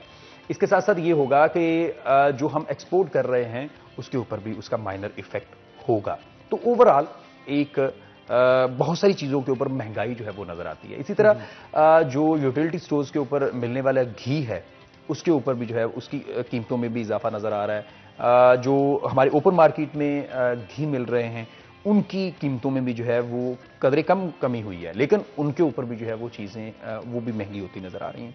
तो अब जब एक चीज़ महंगी होती है तो गवर्नमेंट उसको कंट्रोल करने में लग जाती है और उसके इफेक्ट्स को कंट्रोल करने लग जाती है, और उसके साथ साथ ये होता है कि फिर बाकी चीज़ें भी आहिस्ता आहिस्ता महंगी होना शुरू हो जाती हैं। अगर घी की कीमत जो है वो 230 से 40 हो गई है ना, तो साबुन में भी 1-2 रुपये इजाफा हो जाएगा, दालों में भी 1-2 रुपये इजाफा हो जाएगा, क्योंकि गवर्नमेंट जो है वो घी के ऊपर लगी हुई है, बाकी चीज़ें जो है वो आहिस्ता आहिस्ता महंगी होनी शुरू हो जाती हैं। और दिलचस्प बात यह है कि ये चीज़ों की कीमतें जो हैं जो कि ब्रांडेड नहीं होती, फॉर एग्जांपल दालें हैं, चीनी है और इसी तरह की चीज़ें, वो बैठ के कमरे में चीज़ें और उसकी कीमत फिक्स की जाती है और वहाँ पर मौजूद जो ताजर हैं वो डिप्टी कमीशन के साथ जो है वो इत्तफाक करते हैं कि भाई चीनी हम इस पे बेचेंगे। अगर एक्स मिल रेट जो है वो तय हो चुका है कि भाई वो 80 रुपये है, तो हम भाई उसके कास्ट डाल के हम 81 या 82 रुपये में फी किलो बेचेंगे। लेकिन ऑन ग्राउंड जो है वो रियलिटी और होती है, ऑन ग्राउंड कीमतें जो हैं वो और होती हैं। और जब किसी के ऊपर आप पूछेंगे भाई आप क्यों महंगा बेच रहे हैं, तो उसका बड़ा खूबसूरत जवाब होता है भाई हमने खरीदी महंगी है, आप उनसे जाके पूछें। भाई अब आपसे भी पूछें, उनसे भी पूछें, उनसे भी पूछें, किन किन से पूछें, और फिर 5 रुपए कम करवाएं, और फिर 5 रुपए कम करवाएं। तो अब मसला यह है कि असल में सबसे अहम बात यह है कि सजा और जजा का अमल इतना कमजोर है पाकिस्तान में, जिसके नतीजे में इस तरह कुछ नजर आता है कि चीज़ों की कीमतें कंट्रोल नहीं होती और आम सारिफ जो है वो हमेशा परेशान रहता है। पीटीआई की एक अरकान असम्बली, एक थी रुकन असम्बली और दूसरी बड़ी फेमस फीमेल हैं, तो उनकी डिस्कशन सुनने का मुझे बड़ा मजा आया। उसने वो बात बार बार कर रही थी, उन्होंने कहा कि आप जो मर्जी करें, ये उनकी पर्सनल डिस्कशन थी और उसमें हम सिर्फ बैठे हुए थे। उन्होंने कहा जो मर्जी आप कर रहे हैं, आपने ये भी कर दिया, वो नहीं कर दिया, ऐसा भी कर दिया, वैसा भी कर दिया, मुझे ये बताएं गरीब आदमी को आपने क्या दिया, आम आदमी को आपने महंगाई के अलावा क्या दिया। वो फिर उनके जवाब में उन्होंने कहा कि भाई हमने बहुत कुछ किया, हमने ये भी कर दिया, हमने ये भी कर दिया, हमने पनाहगाहें बना दी, हमने एहसास करो। आपने कहा मुझे भी बताएं कि महंगाई के लिए और गरीब आदमी के लिए क्या किया। तो इसका कोई जवाब नहीं मिल रहा था और हम खुद सोच रहे थे कि भाई इसके ऊपर आप फेल हो जाते हैं। और ये मसला जो है मौजूदा हुकूमत का नहीं है सिर्फ। मैंने आपसे बात ही इसलिए पूछी कि आपने 20-25 साल में ये देख लिया कि चीज़ों की कीमतों में कितना इजाफा हो चुका है। तो ये रोज़ की रूटीन है, ये होना ही है इजाफा। और अभी भी गवर्नमेंट जो है वो उसके ऊपर पॉलिसी मुरतब करने में नाकाम दिखाई देती है कि चीज़ों की कीमतों को फिक्स किया जाए। और फिक्स उस वक्त ही होगी जब आप तमाम फैक्टर्स को कंट्रोल कर लेंगे। अब आपके तमाम फैक्टर्स आपके कंट्रोल में नहीं है, एक चीज़ महंगी होती है, दूसरी होती है, तीसरी होती है, वो सारी इंटरलिंक हैं चीज़ें। अच्छा, और अगर आप टेलर हैं तो जब आपने देखा कि भाई सब्जी की कीमत जो है वो 100 रुपये से 150 रुपये पहुंच गई है, तो आपने भी कहना है भाई अब सूट की सिलाई 400 नहीं 500 लूंगा। और जब आपके पास आने वाला बंदा जो है वो ट्यूशन पढ़ाता है तो उसने कहना है कि भाई अब मैं फीस जो है वो 2000 ही लूंगा। तो ये सारी चीजें जो है वो इंटरलिंक होती हैं, एक के साथ दूसरी महंगी होती है, दूसरी के साथ तीसरी महंगी होती है। तो इसके ऊपर एक यूनिफॉर्म पॉलिसी जब तक गवर्नमेंट नहीं बनाएगी, मेरा ख्याल है ये चीज़ों की कीमतें जो हैं वो बिल्कुल कंट्रोल नहीं होंगी। हमारे एक दोस्त हैं, उन्होंने कहा कि भाई हम ये समझ रहे थे कि देहात में सब्जियां सस्ती होंगी। उन्होंने बड़ा खूबसूरत जवाब दिया, उन्होंने कहा नहीं भाईजान, शहर में सब्जियां सस्ती। मैंने कहा वो कैसे भाई? वो कहता है कि भाईजान एक गांव से गाजरें जो हैं वो मंडी में पहुंचती हैं, 100 रुपये उस पर किराया लगा। अब जो खरीदार है उसने खरीद के फिर गांव में लेके आनी है, दूसरा से उसने फिर पे कर दिया। कहता है आपको वो फ्रेट नहीं पड़ना, आपको किराया नहीं पड़ना, लेकिन हमें बार बार चीजों का एक जगह से दूसरी से तीसरी से चौथी, जब वो स्टेप वाइज एक से दूसरे आ जाती है ना, तो हमें चीजें जो है वो महंगी मिलती हैं। तो इसके ऊपर भी जो है वो गवर्नमेंट को चाहिए कि बजाय इसके कि सारे इलाकों से चीजें इकट्ठी करके एक जगह पे जमा करे और उसको फिर वापस डिस्ट्रीब्यूट करे, तो बेहतर पॉलिसी ये है कि आप गांव की सतह पर कोई ऐसा सिस्टम डेवलप करें कि भाई एक गांव से एक चीज जो है वो दूसरे गांव में चली जाए, बजाय इसके वो पहले वो मंडी का सफर करे और फिर वो वापस वहां पे जाए। तो इसके ऊपर एक पॉलिसी मुरतब की जा सकती है जिसपे ऊपर सड़कों के ऊपर बोझ कम हो जाएगा, फ्रेट जो है वो किराया जो है वो पर यूनिट कम हो जाएगा, चीजें जो हैं वो कदरे सस्ती मिल जाएगी। मिर्जा साहब, पॉलिसीज तो बहुत सारी चीज़ों पे बनाने की ज़रूरत है। रोज़ाना की बुनियाद पे हम तो काम भी न्यूज़ के अंदर करते हैं और सारा दिन टीवी ही देखते हैं, तो आपने भी ऑब्जर्व एक दिन एक चीज़ की होगी कि टीवी के ऊपर ज़्यादातर क्या चल रहा होता है, इमरान खान है या उनके मिनिस्टर्स ने फलां नून लीग के या फलां पीपल्स पार्टी के बंदे के हवाले से बयान दे दिया, वो ये कर रही हैं, ये वो कर रहा है, मतलब एक दूसरे पे बयानबाजी और ताने कसते रह जाते हैं। अवाम की भलाई के लिए रोजाना की बुनियाद पे क्या काम हो रहा होता है, इसका कितना पोर्शन होता है और एक दूसरे पे सियासी तनकीद का कितना पोर्शन होता है, जमीन आसमान का फर्क इसमें नजर आता है। प्रॉब्लम यह है कि पाकिस्तान दुनिया का वो वाहिद मुल्क है या उन मुल्कों में से एक है जहां पर न्यूज़ चैनल्स की रेटिंग जो है वो इंटरटेनमेंट चैनल से ज़्यादा होती है। तो यहाँ पर लोग खबरनामा और उससे जुड़े प्रोग्राम जो टॉक शोज हैं वो ज़्यादा संजीदगी से देखते हैं। ड्रामे देखने की क्या जरूरत होती है मिर्जा साहब? ये ड्रामा अच्छा तो लगा रहे होते हैं पॉलिटिशियंस, ये ड्रामा ही अवाम का लगा रहे होते नहीं, हैं। अगर हम पिछले 1.5-2 साल देख लें तो हमें कोई ऐसी फिल्म महसूस होगी कि ये एक बड़ी बड़ी अजीब सी फिल्म थी और जिसमें मुख्तलिफ करेक्टर्स आए और निकले और जिन्होंने एक दूसरे के साथ जो वो कर सकते थे, जो बंदा पावर में होता है वो कर सकता है, वो कर रहे थे। ड्रामा यही होता है ना मिर्जा साहब के सच की तरह पेश करके दिखाया जाए। तो हमारे सियासतदान जब कोई प्रेस कॉन्फ्रेंस करते हैं तो सच की तरह बाग दिखाए जाते हैं, जैसे इमरान खान साहब दिखाते थे इलेक्शन से पहले, गवर्नमेंट में आने से पहले, बिजली का रेट सस्ता हो जाएगा, कशकोल तोड़ दिए जाएंगे, कर्जे नहीं लिए जाएंगे, जो पहले मौजूद है और जब बिजली महंगी हो रही हो तो समझ लें आपका हुक्मरान जो है वो करप्शन कर रहा है। करप्शन है, बिल जला दिए गए मिर्जा साहब, बिल जला दिए गए स्टेज के ऊपर। अब वो चीजें इनको याद रखनी चाहिए थी और ये कहा जाता था, अपोजिशन में बैठ के ये कहते थे कि अगर इस चीज को इस तरह से कर लिया जाए तो मुल्क के हालात बेहतर हो जाएंगे, उस तरह से कर लिया जाए तो मुल्क के हालात बेहतर हो जाए। जब गवर्नमेंट में आए तो उनका कहना था कि मुझे तो किसी चीज का पता ही नहीं था कि इतनी मुश्किलात में घिरा हुआ है। नहीं, वो कहते तो हैं कि अभी हम अंडर ट्रेनिंग हैं, तो अभी अंडर ट्रेनिंग है, ये यकीन करें ये 2 साल भी जो ट्रेनिंग में निकल जाएंगे। डिप्टी कमिश्नर थे यहाँ पे सैफुल्लाह डोगर, तो वो मईशत के खासे अच्छे माहिर हैं, डेवलपमेंट के ऊपर काफ़ी कमांड थी। तो मैंने जाने से पहले उनसे पूछा कि बताएं सर क्या सूरत हाल है। कहते हैं पहला साल था, पिछला साल, उन्होंने कहा कुछ नहीं आएगा डेवलपमेंट में, अगले साल थोड़ा सा आएगा। और ऐसा ही हुआ है कि अब गवर्नमेंट थोड़ा थोड़ा डिलीवर कर रही है। और उन्होंने कहा कि जो आखिरी 2 साल होंगे ना, उस वक्त ये कुछ पैसे लगाएंगे और जिसके बाद ये होगा कि फैसलाबाद में कदरे सूरत हाल स्टेबिलिटी आना शुरू हो जाएगी और लोग ये कहेंगे कि अल्लाह तेरा शुक्र है, ये इन्होंने बहुत अच्छा काम किया है। तो यकीन करें, अभी वो किसी ने मुझे पूछा कि भाई वो सड़कें टूट रही हैं, मैंने कहा वो नून लीग दौर की बनी हुई हैं, वो चाह रहे हैं कि जो ये टूटे तो बनाएं, पहले सिरे से टूट जाएं, बिल्कुल नामो निशान मिट जाए कि ये नून लीग दौर में अचानक बहुत ज्यादा सुकून देने के चक्करों में ये तो ये हो रहा है। हनान, बड़े अफसोस की बात है कि इस वक्त फैसलाबाद में और इसी तरह पूरे मुल्क में कहीं पर भी आपको पॉजिटिविटी नज़र नहीं आती। हाँ, कुछ अदादो शुमार जो हैं, वो शुमारिये जो हैं वो हमारे इसलिए भी बेहतर हो रहे हैं कि पड़ोसी मुल्क में कोरोना है और इस वजह से हमारी स्पोर्ट्स जो है वो बेहतर हो रही हैं। लेकिन हमारी दुआ है कि आने वाले दिनों में चीज़ें जो हैं वो तमाम बेहतर हों। ये उम्मीद एक ज़रूर बाकी है कि शायद ये बेहतर कुछ कर दें, शायद ये कुछ बेहतर कर दें। और हर बंदा ये सोच रहा है कि नहीं, अब शायद कुछ बेहतर कर दें। लेकिन मिर्जा साहब, ये आप इस चीज को तस्लीम करेंगे कि इलेक्शन से पहले पीटीआई के जितने भी जुनूनी लोग थे उनके अंदर एक जज्बा और जोश मौजूद था कि जैसे प्राइम मिनिस्टर सीट संभालेंगे तो एक ऐसा इनकलाब आ जाएगा, जैसे पता नहीं कौन सी कोई चीज वेट कर रही थी कि इनके कुर्सी पे बैठते ही ये जादू की छड़ी घुमाएंगे और पूरे पाकिस्तान का जो हुलिया है वो तब्दील हो जाएगा। हुलिया तो वैसे तब्दील हुआ ही है, हाँ, लेकिन किसी और सूरत में हुलिया पहचाना नहीं अभी तो जा रहा। ये सूरत हाल हो गई है क्योंकि डॉलर का रेट जितनी तेजी से बढ़ा है और अब ये कंट्रोल करके बैठे हुए हैं बड़ी कोशिश करके। और अगर इन्होंने अभी भी उस तमाम 2.5 साल से कुछ ना सीखा तो नतायज जो है वो बड़े संगीन होंगे। और मैं ये समझता हूं कि अभी भी इदारों को जिम्मेदारी अदा करने की जरूरत है। और फैसलाबाद समेत जहां पर भी जो लोग बैठे हुए हैं ना, जो कि जिम्मेदार हैं बहुत सारे कामों के, यकीन करें वो पाकिस्तान के साथ मोहब्बत नहीं करते, वो इसके अवाम के साथ मोहब्बत नहीं करते। वो सिर्फ ये चाहते हैं आज का दिन गुजर जाए, कल की फिर देखी जाएगी। वो अराकीन असम्बली हों, वो सीटों पर बैठे ऑफिसर्स हों, वो हम और आप भी, मतलब यही सोच के बैठा है हर बंदा कि आज का दिन गुजर जाए फिर कल देखी जाएगी जो होगा। अभी भी समझ जो है वो दुरुस्त नहीं हो रही। और हम कल कहीं बैठे थे, बात यही हो रही थी कि ये अल्लाह के भरोसे पे चल रहा है मुल्क इस वक्त। वो कोई बंदा इसकी बेहतरी के लिए कुछ भी नहीं कर रहा और जितना नुकसान जो है इसके अपनों ने पहुंचाया है शायद किसी ने नहीं पहुंचाया। और मुसलमानों को जितना नुकसान जो है वो मुनाफिकों ने, मुसलमानों ने पहुंचाया है, वो किसी और ने नहीं पहुंचाया।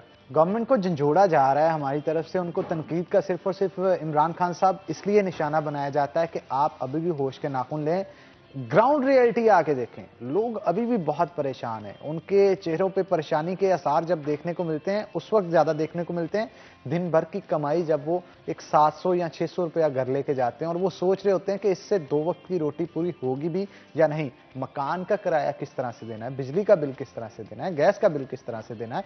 उसके लिए इतनी परेशानियां इकट्ठी हो जाती हैं कि वो अपनी जिंदगी गुजारे किस तरह से, ये सोचने पर मजबूर हो जाता है। तो जनाब अभी भी आपके पास वक्त है, हम आपके साथ खड़े हैं, आप अच्छे इकदाम करें, पूरी सपोर्ट होगी आपको हमारी, लेकिन खुदारा अब अवाम का सोचना जो है वो शुरू कर दें। मिर्जा साहब, अवाम का नहीं सोचा जा रहा और परेशानी ये है कि गरीब आदमी अभी भी महंगाई की चक्की में उसी तरह पिस रहा है जैसे पहले था, उसके लिए कोई फायदा नहीं। 2 तरह के मसाइल हैं। हम हमेशा डिस्कस करते हैं कि हमारे पास लेबर की डिमांड है, दूसरी तरफ हम देखते हैं कि लोग घरों में लेटे हुए हैं।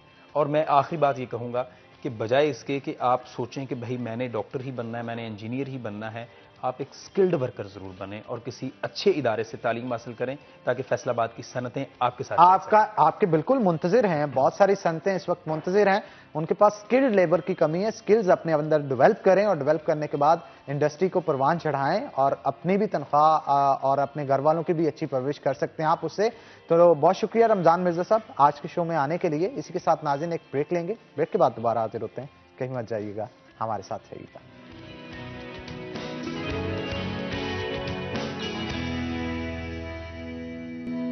वेलकम बैक नाज़रीन, ब्रेक के बाद खुश आमदीद। अगर आप चाहते हैं कि आपकी पर्सनैलिटी बेहतरीन हो तो उसके लिए आपका हेयर स्टाइल भी ज़बरदस्त होना चाहिए। मेरा hairstyle prime hair club की तरफ से बनाया गया। अगर आप भी चाहते हैं कि अपने बालों को और अपनी पर्सनैलिटी को 4 चांद लगाए तो अपने टेक ओवर के लिए प्राइम हेयर क्लब जाएं और वहां से खूबसूरत से बन के निकले। तो जनाब हमारा फेवरेट सेगमेंट किचन स्टार्ट हो चुका है, लेकिन किचन में जाने से पहले मैं फिर से आपसे वही बात करूँगा जो कि शो के स्टार्ट में करता था कि आपके अंदर कोई भी टैलेंट मौजूद है, किसी भी किस्म का टैलेंट मौजूद है, वो सिंगिंग का हो, वो एक्टिंग का हो, वो डायलॉग डिलीवरी का हो, पेंटिंग का हो, या कोई भी टैलेंट आपके अंदर मौजूद है, 30 सेकंड की अपनी वीडियो बनाएं और बना के उस नंबर पे हमें टेक्स्ट करें जो कि आपकी स्क्रीन के ऊपर दिया जा रहा है।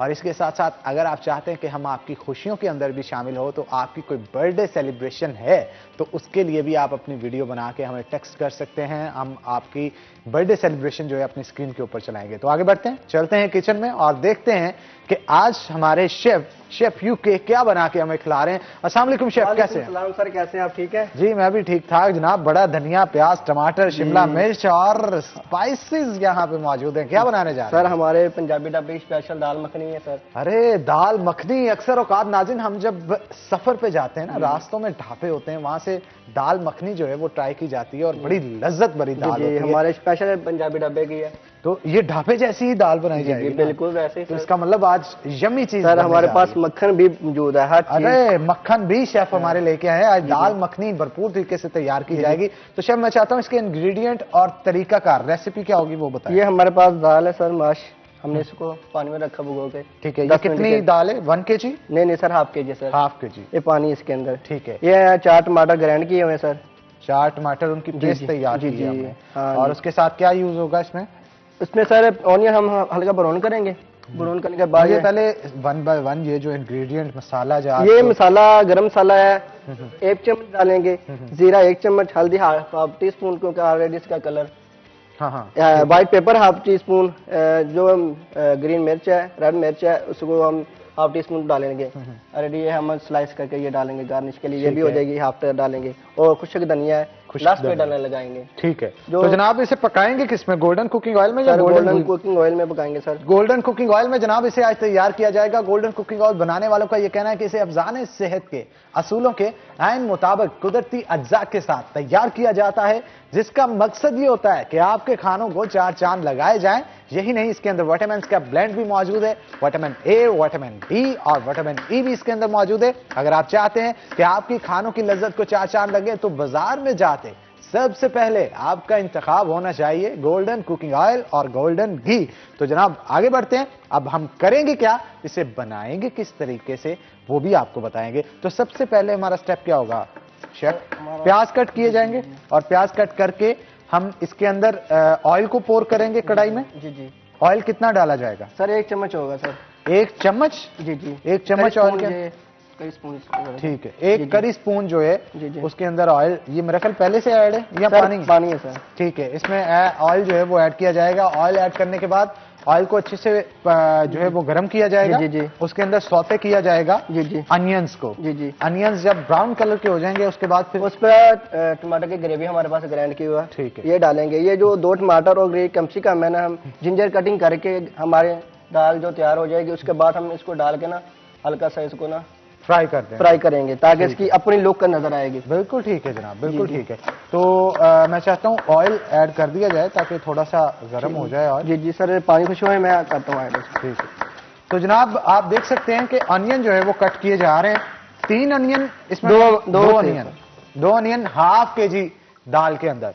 हम क्वांटिटी साथ इसलिए बताते हैं कि घर के अंदर अगर आपने 1 kg या 2 kg तैयार करनी है तो उसी तरह आप क्वांटिटी चीजों की भी बढ़ा लें। सपोज अगर 2 kg दाल आप घर में 10 बंदों के लिए तैयार की जाती है तो उसके लिए ऑनियन जो है वो अगर हम ½ kg में 2 कर रहे हैं तो आपको फिर 8 ऑनियन जो है उस दाल के अंदर डालने पड़ेंगे। तो हमने ऑयल जनाब ऐड कर दिया, जैसा कि आप देख सकते हैं। ऑयल को अब गर्म किया जाएगा, गर्म करने के बाद इसमें ऑनियन जो है उसे ऐड किया जाएगा और ऑनियन को अच्छे से पकाया जाएगा तब तक जब तक ये ब्राउन नहीं हो जाता।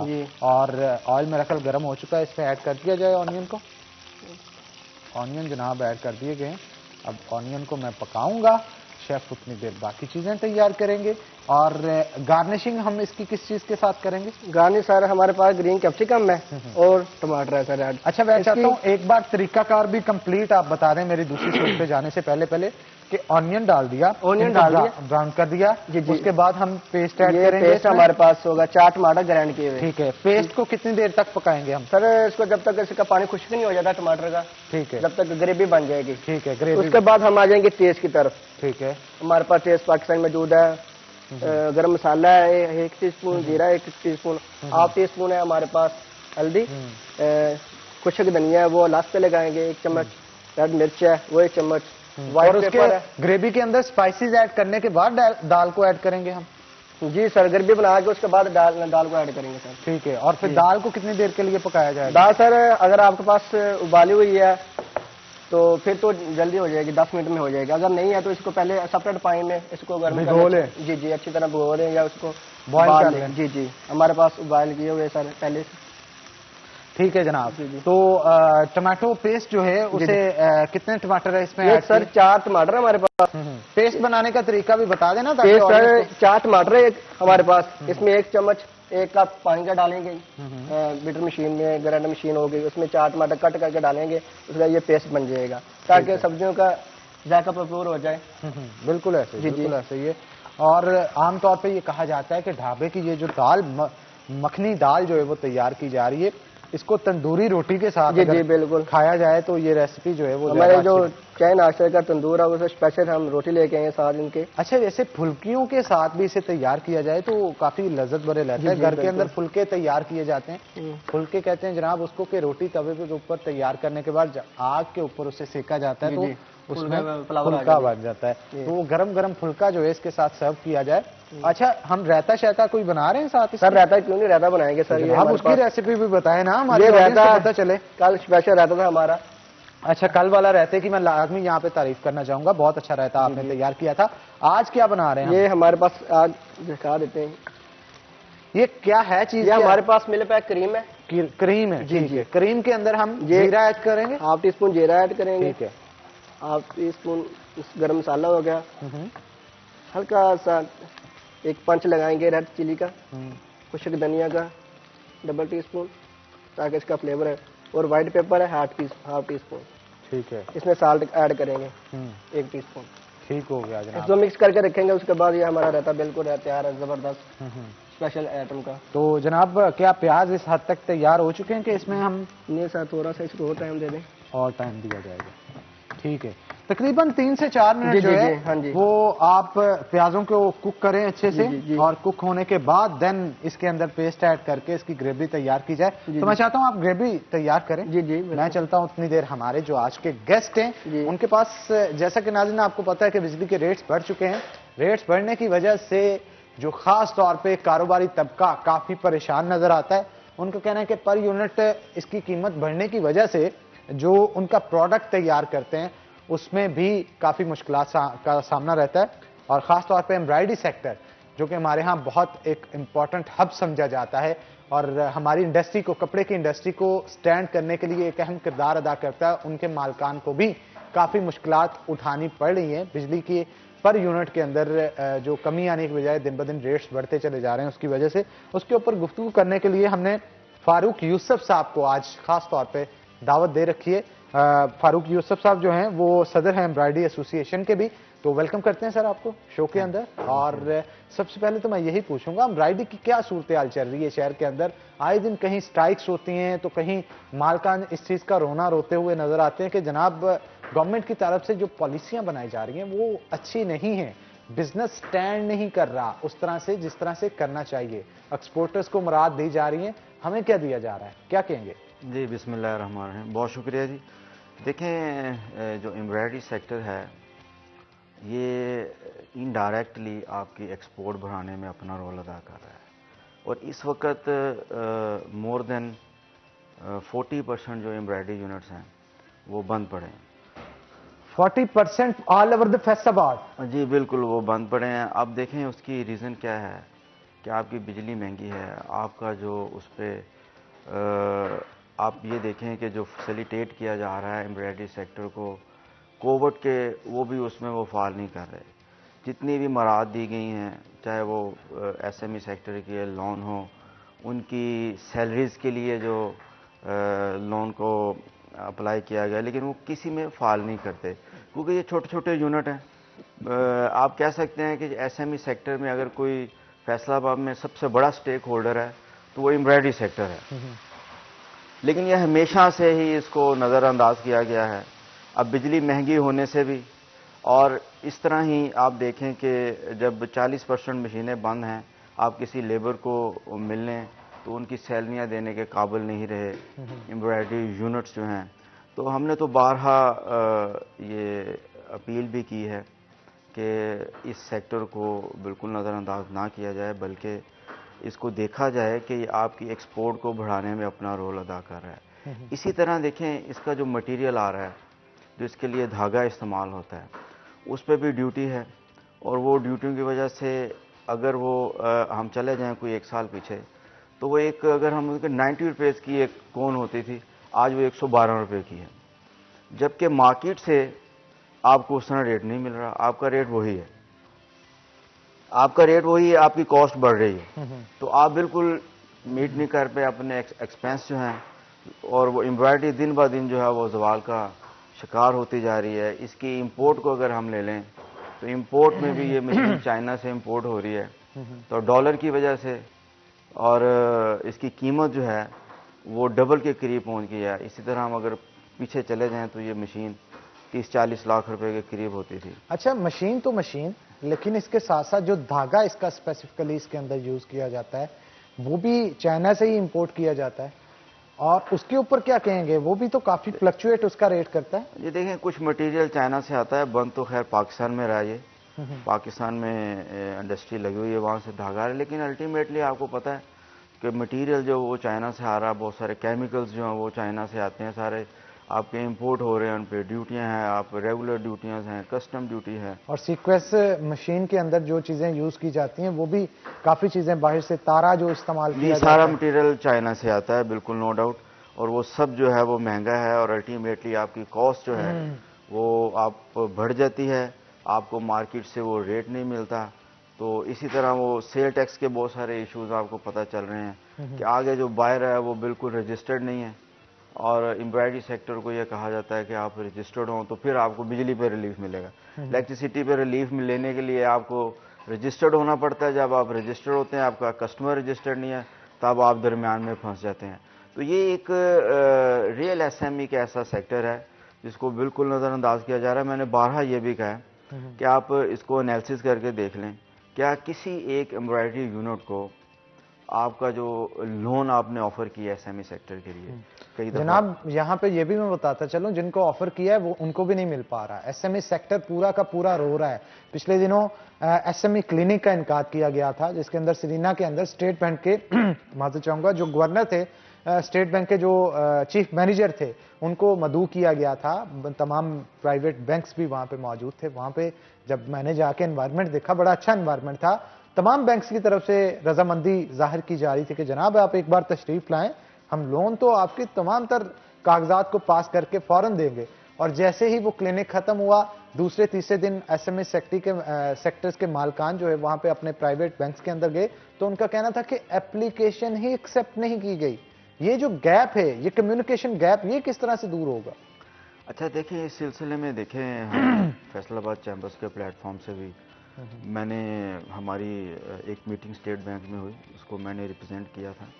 तो उसमें मैंने बरमला जो है स्टेट बैंक मैनेजर से उनको ये सारी रिपोर्ट्स दी थी। आप बिल्कुल सही फरमा रहे हैं। और मैंने उनको ये भी कहा था कि मैं ये समझने से कासर हूँ कि एसएमई सेक्टर की क्या डेफिनेशन, आप किसको एसएमई सेक्टर कहते हैं? जो 5 करोड़ का लोन ले ले या 10 करोड़ का जिसमें वो फॉल कर रहा है, वो एसएमई नहीं। एसएमई सेक्टर वो नहीं है। एसएमई सेक्टर तक तो आप पहुंच ही नहीं पा रहे। और एसएमई सेक्टर के लिए जो आपने शराइत लगाई हैं उसमें तो वो फॉल ही नहीं कर रहे। आप मुझे ये बताएं कि अगर एक 2 मशीन या 4 मशीन का एक एम्ब्रॉयडरी यूनिट है, उसके पास तो ना प्रॉपर्टी है देने के लिए, वो तो हैंड टू माउथ है, कमा रहा है और लेबर को दे रहा है और अपने घर का खर्चा घर लेके जा रहा है। उसको कैसे स्टैंड करना था? अब आप देखें कि आप दुनिया में आप देख लें, जिन मुल्कों ने तरक्की की है उन्होंने एसएमई सेक्टर को उठाया। उसके बगैर किसी मुल्क की तरक्की जो वो नामुमकिन है। तो हम एसएमई सेक्टर के लिए क्या कर रहे हैं? हम उसको इग्नोर कर रहे हैं। हम बातों में तो ज़रूर ये कहते हैं कि हमने जो एसएमई सेक्टर के लिए ये लोन दे दिए हैं। इसी तरह आप ठीक कह रहे हैं कि हमने ये कंप्लेन उस वक्त भी की थी कि बल्कि नॉमिनेट भी बताया भी था कि इस बैंक के मैनेजर ने जो है जी वो रिफ्यूज़ किया है कि जी हमारे पास तो इसका हमें पता ही नहीं है कैसे है, देखते हैं प्रॉपर्टियाँ लें, ये कर लें। इनको इतने उलझा दिया जाता है। अच्छा, ये वैसे सबसे आसान तरीकाकार होता है किसी को उलझाने का कि उसको पेपर वर्क में इतना उलझा दिया जाए कि वो अक के कहे कि जनाब मुझे लोन नहीं चाहिए, मैं जैसा हूं ठीक। बिल्कुल ऐसे ही। इसके ऊपर मजीद भी गुफ्तगू करेंगे, लेकिन एक छोटी सी ब्रेक के बाद। तो नाज़रीन एक ब्रेक लेंगे, ब्रेक के बाद दोबारा हाजिर होते हैं। कहीं मत जाइएगा, हमारे साथ रहिएगा।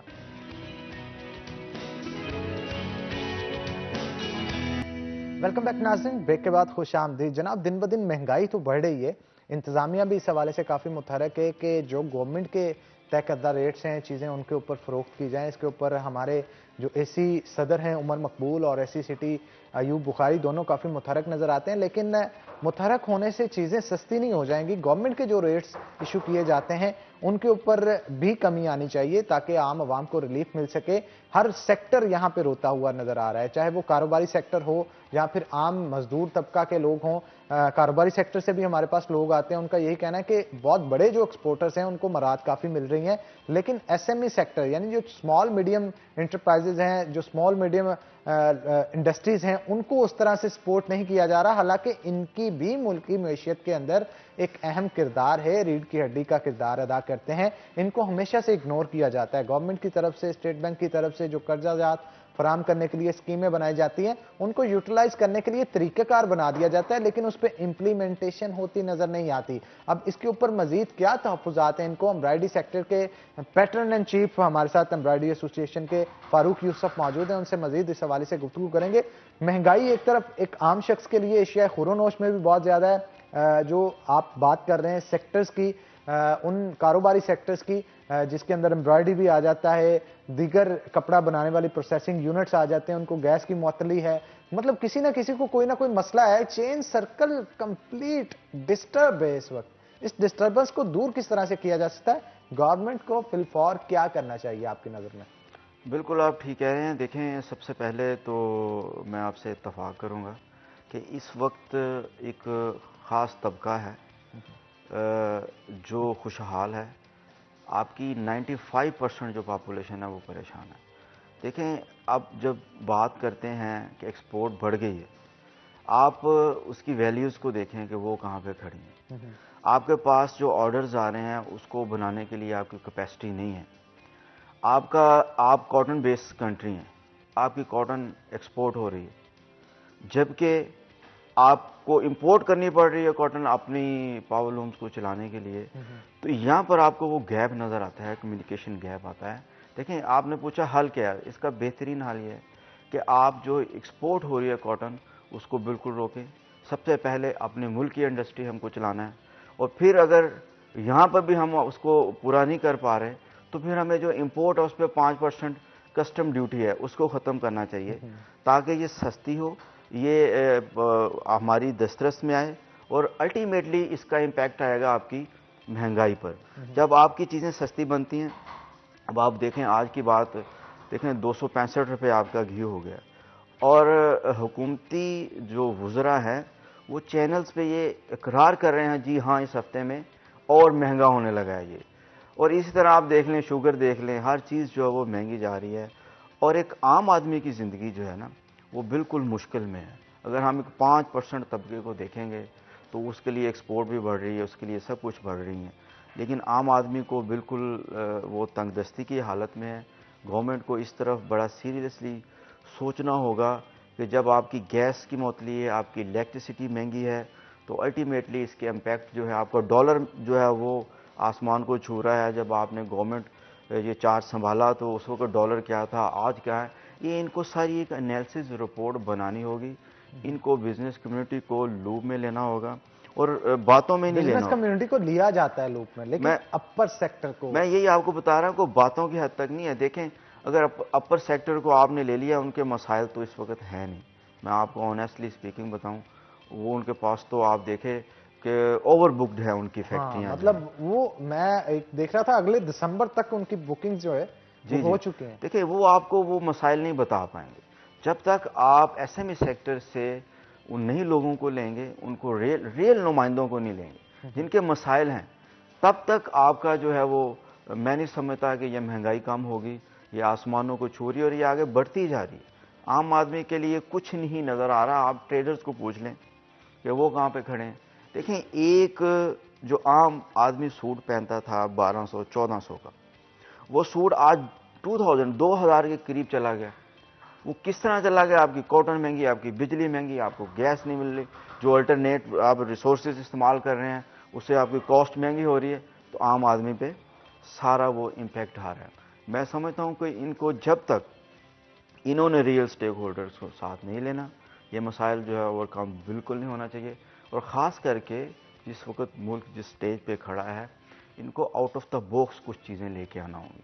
इनको ऐसे पैकेजेस जो है वो एसएमई सेक्टर के लिए लेके आना होंगे जिससे आपका एसएमई सेक्टर खड़ा हो। आपकी एम्प्लॉयमेंट कौन क्रिएट कर रहा है? एसएमई सेक्टर कर रहा है। आपके एसएमई सेक्टर में अनएम्प्लॉयमेंट जो है वो आप देखें, जब तक ये नहीं खड़ा होगा, आपका जो नारा है, आपके जो दावे हैं, आप उसको भी फुलफिल नहीं कर पाएंगे कि हम एम्प्लॉयमेंट देंगे, क्रिएट करेंगे। कहाँ से करेंगे जब आपके 40% फैक्ट्रियाँ जो हैं वो बंद हैं? अगर आप पावर लूम आज चल रही है, एक अब शटल लेस चल रही है, आपकी एयरजेट चल रही है, छोटी लूम आज भी मुतासर है। अच्छा, एक वक्त पावर लूम आज भी मुतासर है। पावर लूम को कहा जाता था कि लोहे के भाव जो है वो बेचा जाएगा और सेल आउट किया जाएगा, इतना बहरान उसके ऊपर आ चुका था। अब एम्ब्रॉयडरी सेक्टर पे ये चीज़ आती हुई दिखाई दे रही है। बिल्कुल हुई है, स्क्रैप हुई है 3-3 लाख की, 4-4 देखें एक मशीन की। और नहीं लें तो उसकी कीमत चाइना की जो लें, जिसके अंदर यूमी और दीगर चीज़ें आ जाती हैं, वो 50-50, 60-60 लाख पे पहुंची हुई हैं उनके रेट। ये बिल्कुल देखें, यहाँ पे ब्रांड्स आ रहे हैं, जिस तरह लीजिया ब्रांड है, यूमी ब्रांड है, अदर ब्रांड्स जितने भी हैं, ये इस वक्त जो है वो 6 मिलियन के करीब एक मशीन है। 60 से 65 लाख के करीब वो आपकी एक मशीन बनती है। तो 1.5 साल बाद अगर वो इस तरह, और ये वही मशीन है जो कि आज से 2-4 साल पहले चले जाएं 35 लाख 30 लाख में नहीं मिलती थी। अब रेट्स उसके इस कदर बढ़ चुके हैं, शायद डॉलर की वजह से इनके रेट्स बढ़े। जी बिल्कुल, डॉलर की वजह से रेट बढ़े। आप देखें, ये भी बहुत समझने वाली बात है। मतलब अगर हम इसको बिल्कुल बहुत दूर अंदेशी से एनालिसिस करें, एक एम्ब्रॉयडरी सेक्टर जो 30 से 35 लाख की मशीन थी, अब आप देखें कि आपकी बाइंग पावर, इसमें कितने लोग आते हैं। जब 35 लाख की है तो आपको कितने लोग मशीन लगाने के अहल हो जाते हैं। जब वो 65 लाख में गई तो कितने सारे ही आपके जो इन्वेस्टर हैं जो इस काम में आने वाले हैं, तो फिर डिस्करेज हो गए। वो तो ऑलमोस्ट डबल रेट पे उनकी मशीन चले गई। तो आपकी इन्वेस्टमेंट बढ़ गई, आगे आपको वो रेट्स नहीं मिल रहे, तो आप ये देखें कि एक मशीन पे एक शिफ्ट में 6 से 7 लोग जो है वो खड़े होते हैं। 2 शिफ्टें अगर वो चलती हैं तो वो 3 चलती हैं, तो 20 से 25 लोग एक मशीन में।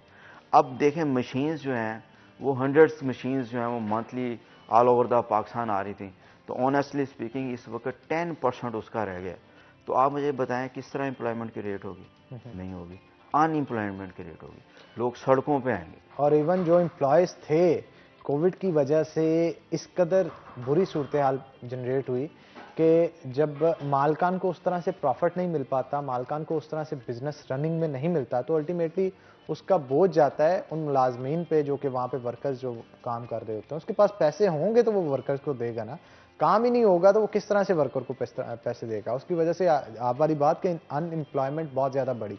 अब अनएम्प्लॉयमेंट बढ़ने की वजह से एक बंदा जो वहाँ पे काम कर रहा था वो अपने पूरे घर का सर्कल चला रहा था। कम से कम 3 से 4 या 5 लोग उसके साथ मुंसलिक थे जिनके रोजी रोटी वो उस एक मशीन पे खड़ा होकर कमाता था। अगर 10,000 बंदे अनएम्प्लॉयमेंट का शिकार होते हैं तो मेरा ख्याल वो 10 लाख के बराबर होगा। क्योंकि उसके साथ मुंसलिक जो लोग होंगे वो भी उससे मुतासर होंगे। मैं देखें, मैं मेरा अपना यूनिट भी लगा हुआ है जी, और मैं ये एम्ब्रॉयडरी मशीन सेल भी करता हूँ। और यकीन कीजिएगा कि ये इंस्टॉलमेंट पे मशीन जा रही होती हैं, तो इस वक्त लोग जो हैं वो इंस्टॉलमेंट देने के काबिल नहीं हैं, उनसे इंस्टॉलमेंट नहीं दी जा रही, तो वो लेबर की सैलरियाँ वो कहाँ से देंगे? वो बिल्कुल स्टक जो है वो काम हुआ है, स्ट्रेस में, इस वक्त साइकोलॉजिकल डिप्रेशन में है लोग। हाँ। इस हालात से निकलना चाह रहे हैं लेकिन कोई ना कोई रास्ता उनको नहीं मिल पा रहा। इसके ऊपर मजीद भी गुफ्तगू करेंगे, लेकिन एक छोटी सी ब्रेक के बाद, ब्रेक का वक्त हो गया तो नाज़रीन एक ब्रेक लेंगे, ब्रेक के बाद दोबारा हाजिर होंगे। कहीं मत जाइएगा, हमारे साथ रहिएगा।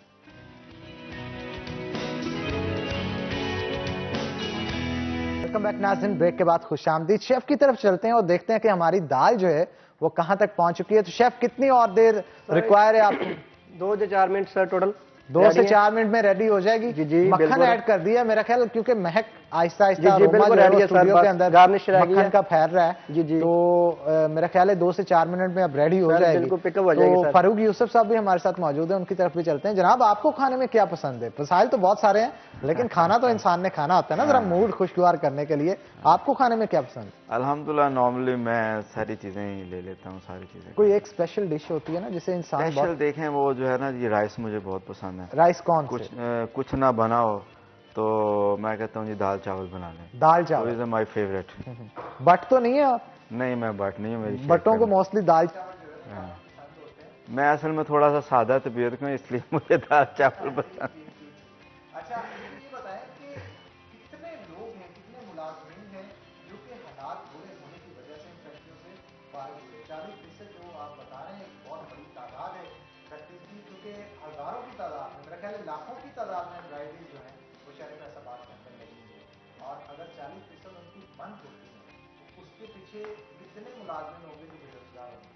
देखें, ये वाकई ही लाखों में तो खैर नहीं, हज़ारों में फैसलाबाद में अगर, लेकिन इसको हम पंजाब में सिर्फ ले लें तो ये लाखों की तादाद में ये ज़रूर होंगी। तो देखें, जब 40% मैंने आपको बताया कि एम्ब्रॉयडरी यूनिट्स जो हैं वो बंद हैं, तो एक मशीन पे जैसे मैंने बताया आपको 10 लोग खड़े होते हैं। तो ये हम एक छोटी सी ब्रेक लेंगे, ब्रेक का वक्त हो गया, ब्रेक के बाद दोबारा से आएंगे और इस मौजूद के ऊपर गुफ्तगू करेंगे। तो नाज़रीन एक छोटा सा ब्रेक लेंगे, ब्रेक के बाद दोबारा हाजिर होते हैं। फिर मत जाइएगा, हमारे साथ।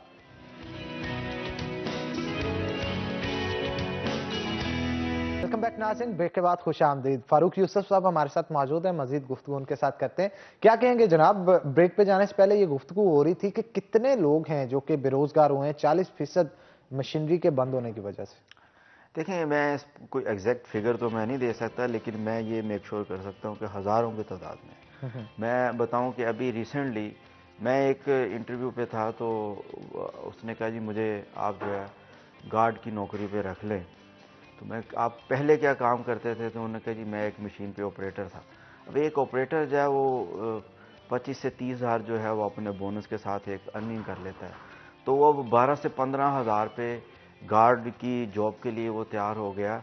वो एक स्किल लेबर थी जो आके एक गेट खोलने पे मामूर होने के लिए वो तैयार हो गया।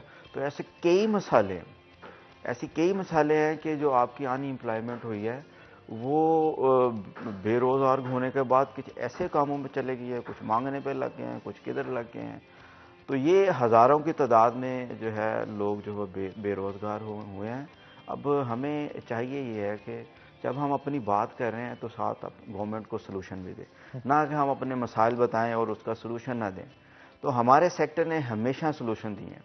हमने चैम्बर के प्रेसिडेंट को भी ये लेटर लिखा है, हमने इकबाल साहब को, मिनिस्टर ऑफ इंडस्ट्री, उनको भी ये अपना जो लेटर अपने फोरम से उनको कई दफ़ा लिख चुके हैं कि देखिए अब ये सेक्टर है जो आपके एक्सपोर्ट को बढ़ाने में सपोर्ट करता है, आप इसको किस तरह अपलिफ्ट कर सकते हैं, किस तरह इसका सर्वाइवल है। अच्छा, आप क्या कहेंगे कि 40% जो इंडस्ट्री बंद हो गई है, इसे रिवाइव करने के लिए क्या इकदाम करने चाहिए, उसके पीछे वजूहात क्या हैं, वो वजूहात के ऊपर जरा रोशनी डालें ताकि ऑडियंस को पता चल सके किन प्रॉब्लम्स की वजह से ये सेक्टर बंद। जी बिल्कुल, मैं वजूहात भी बताना चाहूँगा और मैं इसका हल भी बताऊँगा आपको। देखें, वजूहात बहुत सिंपल है। एक तो जब आपकी इन्वेस्टमेंट डबल होगी एक प्रोडक्ट पे, ठीक है जी, वो आपकी बाइंग पावर से चलेगी बाहर। अब आपने इंस्टॉल कर ली है मशीन, आपकी बिजली महंगी, आपका खाम माल रॉ मटेरियल सारा महंगा है। कोविड की वजह से आपकी सैलरियाँ आपके सर पे हैं, बिजली के बिल आपके सर पे हैं, सब चीज़ों ने मिला के एम्ब्रॉयडरी सेक्टर को वो जैम कर दिया। उसका जो पहिया चल रहा था वो रुक गया है, वो बिल्कुल उनका सर्वाइवल मुश्किल हो गया। अब बात यह है कि देखें, अभी बिजली का एक पैकेज दिया गया, उसमें तो एम्ब्रॉयडरी सेक्टर फॉल ही करता है कि आप इतने यूनिट चला लेंगे तो उसके बाद आपको जो है वो कम रेट पे भाई वो उसमें फॉल ही नहीं करते, उनके तो इतने यूनिट नहीं चलते। फिर अगेन जो हम स्टार्ट में बात कर रहे थे, वो तो किसी बड़ी मिल ऑनर को वो यूनिट मिलेंगे ना जी, जब वो इतना उसको कंज्यूम कर लेगा, ऐसे में सेक्टर वहीं खड़ा रहेगा। देखें इसके हाल क्या हैं। सबसे पहले आप एम्ब्रॉयडरी इंपोर्ट होते वक्त उस पर एक वक्त में मैंने बारहा कहा कि SRO 727 अप्लाई होता था, जिससे सेल टैक्स एग्जेम्प्ट हो जाता था। आप कोई नया ऐसा SRO लेके आए जिससे इस मशीनरी को जो पाकिस्तान में लगने के बाद आपके फैशन में जिद्दत लेके आती है, इनोवेशन लेके आती है और अब फिर आपके एक्सपोर्ट को बढ़ाने में अपना रोल अदा करती है, उस पर सेल टैक्स को ख़त्म कर दें। कोई इसके लिए ऐसा SRO लेके आएँ। देखें, डॉलर आपके पास कंट्रोल आप नहीं कर पा रहे, 100 आपकी रीजंस होंगी, हम अंडरस्टैंड करने को तैयार हैं कि जी साहब का हुकूमत के मसाइल होंगे, वो छोड़ गए, अंडरस्टैंडेबल। लेकिन आपके हाथ में ये तो है ना कि आप इस सेक्टर को उठाने के लिए कोई SRO लें, सेल टैक्स को ख़त्म कर दें, मशीन को कुछ सस्ता करें, और मशीन जब इंस्टॉल होती है उसके लिए आप इनके रियल स्टेक होल्डर को साथ लेके जो लोन अप्रूव करने की पॉलिसियाँ हैं उसको चेंज करें। इनको छोटे छोटे लोन चाहिए, इनको करोड़ों के लोन नहीं चाहिए, इनको लाखों के लोन चाहिए, उसको आसान बनाएं। ये इनके सर्वाइवल, इनको आसान बनाएं, उनको वो लोन मिले, वो अपनी सैलरियां पे करें और अपनी इंडस्ट्री, बंद इंडस्ट्री को दोबारा चलाएं, जिससे एम्प्लॉयमेंट जो है वो क्रिएट होगी, जो आपका नारा है वो काम होंगे। फिर इनके लिए आप बिजली को जो है, इलेक्ट्रिसिटी को वो है वो मिल ऑनर्स वाले यूनिट माना लेके आए। ये छोटे सेक्टर है, छोटे छोटे यूनिट में लगे हुए हैं। अब एक लोड पे आपने मंजूर किया था कि आप जो है इस पे आके बिजली को रिलीफ देंगे, वो एक ही हाल में 6 जगहों पे लग के वो सब लिट हुए होते हैं हाल, वो तो उसमें एक मशीन है, 2 मशीन है, वो भी उसमें फाल नहीं करते। सो इनके लिए आउट ऑफ द बॉक्स सोचें। इलेक्ट्रिसिटी को जो है इनके लिए ख़ास एम्ब्रॉयडरी सेक्टर के लिए उसको कोई पैकेज दिया जाए, और फिर इनको जो मैंने पहले कहा कि छोटे छोटे लोन दिया जाए, तो उससे ये जो इंडस्ट्री है वो खड़ी हो जाएगी। और इंशाल्लाह हमने ये भी इनको एक सजेशन दी है कि आप जैसे कि एक स्किल्ड लेबर की कमी है और आप टैप्टा नेफ्टा पे सारा ये काम कर रहे हैं कि स्किल्ड लेबर तैयार की जाए, तो एम्ब्रॉयडरी में भी मैं ये सजेशन दूंगा कि ये एक तमाम उन अदारों में एम्ब्रॉयडरी सेक्टर को भी रख दें कि ये जो ऑपरेटर होते हैं या मशीन की डिज़ाइनिंग होती है उसके भी 3 माह के जो है वो कोर्स कराए जाएँ, फ्री कोर्स कराए जाएँ, ताकि वो जो लेबर है स्किल हो, उनकी प्रोडक्शनें बढ़ें और फिर वो पाकिस्तान की इकॉनमी में भरपूर अपना हिस्सा डाल सके और खुशहाली की तरफ जो है वो चीज़ें चलें। अगर यही सूरत रही तो आने वाले वक्त में क्या आपको लगता है कि मजीद सेक्टर्स बंद होंगे? देखें, इसमें तो कोई दो राय नहीं है। मैं वंस अगेन मैं ये कहूँगा कि सब अच्छे की खबरें दी जाती हैं। ठीक है, कुछ सेक्टर अच्छे चल रहे हैं, आपकी पावर लूम पे वो जो है बूम आया है। हाँ, बूम आया है। हम मानते हैं इस चीज़ को।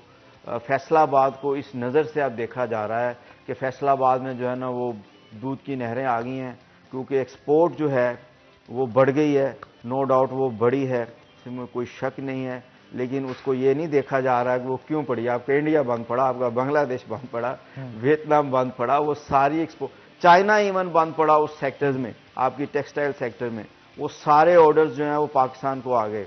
आप ये देखें कि जब ये दोबारा कंट्रीज ये ओपन हो जाएंगे तो आप क्या वो जो पहले compete कर नहीं पाते, तो क्या आज आपकी बिजली सस्ती हो गई है, आपको गैस मिलनी शुरू हो गई है, क्या आप compete कर पाएंगे? नहीं।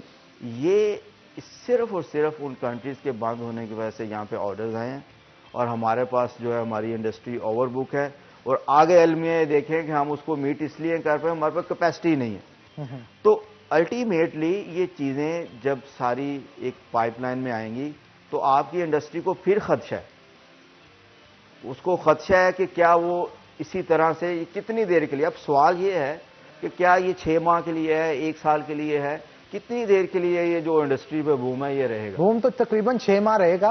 हो सकता है इसमें कमी बेशी भी हो सके, कोई ज्यादा भी हो सके, वक्त कम भी हो सके, लेकिन अल्टीमेटली 6 माह 1 साल है। मसला फिर वही है कि जब आपके पास फैसिलिटीज, वसाइल ही उतने नहीं है कि उस ऑर्डर्स को, उन एक्सपोर्ट्स को फुलफिल कर पाएं, तो उन ऑर्डर्स का क्या फायदा जो कि आपकी कंट्री को दिए जा रहे हैं। तो अल्टीमेटली हम तो यही कहेंगे जनाब, गवर्नमेंट से हमारी दरख्वास्त है कि इन तमाम मसाइल को तरजीही बुनियादों पर हल किया जाए ताकि हमारी आम आवाम और कारोबारी तबका दोनों खुशहाल हो सकते हैं। बहुत शुक्रिया फारूक यूसुफ साहब आज के शो में आने के लिए। हमारी डिश भी आज की तैयार हो चुकी है, आपको सादा सी डिश आज तैयार की है जो वो भी आपको सिखाएंगे और कॉम्प्लीमेंट लेंगे अपने शेफ के बारे। तो इसी के साथ नाज़रीन आज के प्रोग्राम से अपने मेजबान हन्नान बुखारी को दीजिए इजाजत। इंशाअल्लाह कल होगी आपसे मुलाकात, तब तक के लिए अल्लाह हाफिज।